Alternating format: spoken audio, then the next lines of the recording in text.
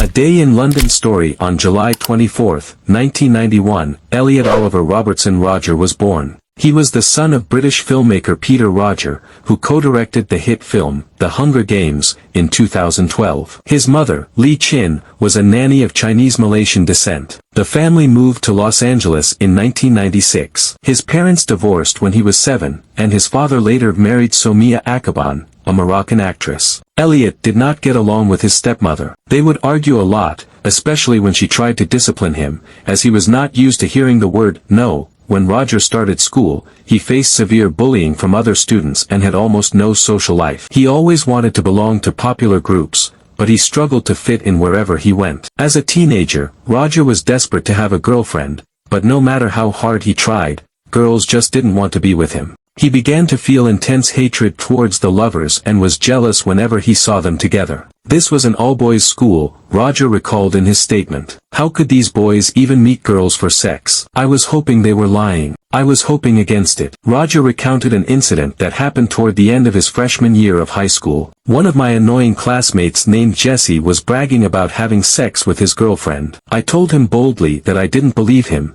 and he played me a recording that sounded like he and his girlfriend were having sex. I could hear a girl saying his name over and over again. He smiled at me bragging. I felt inferior to him, and I hated him. Roger's parents transferred him to a different high school for his sophomore year, but things didn't get any better. Elliot Roger left his sophomore high school after just a week because he was being bullied so badly. He transferred to a small school with only 100 students, graduating in 2010. Roger enrolled in community college, but left when he couldn't make friends or meet girls. He then enrolled at Moorpark College, but wrote in his statement that it had also become a place of loneliness and despair. Roger explained, "The breaking point was when I saw handsome couples walking through the area where I dreamed of walking with a girlfriend. Watching another boy go through that, with a beautiful girl who should be mine, was a living hell." By June 2011, Roger's parents were concerned about his lack of social life. He spent all his time playing the online computer game, World of Warcraft. They moved him to Isla Vista,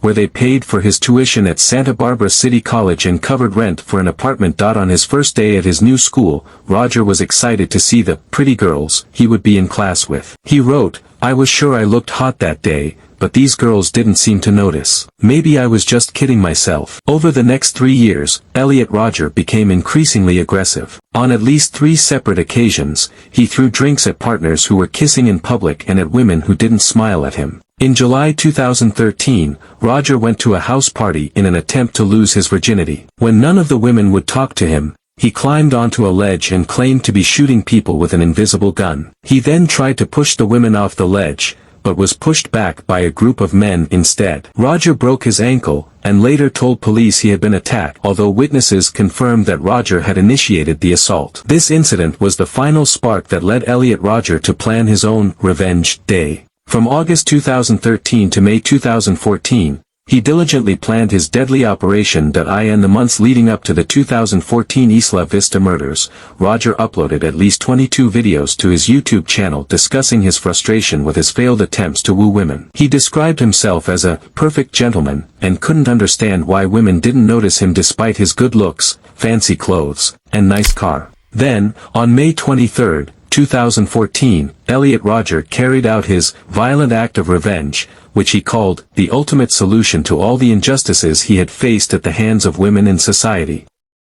On Friday, May 23, 2014, armed with 3 firearms and 2 knives, the 22-year-old Roger began his horrific rampage by stabbing to death his roommates and their friend in their apartment.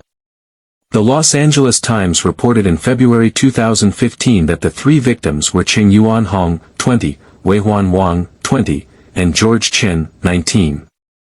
Roger stabbed the men 134 times. Then he changed out of his bloody clothes, went to Starbucks, ordered a vanilla latte, and returned to his apartment. There, he wrote in his diary, "This is it.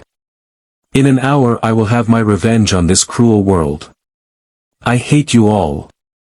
Die." Roger also sent his manifesto to dozens of people, including his family members and therapists. He then uploaded a final 7-minute video to YouTube in which he said, "None of the girls were attractive to me.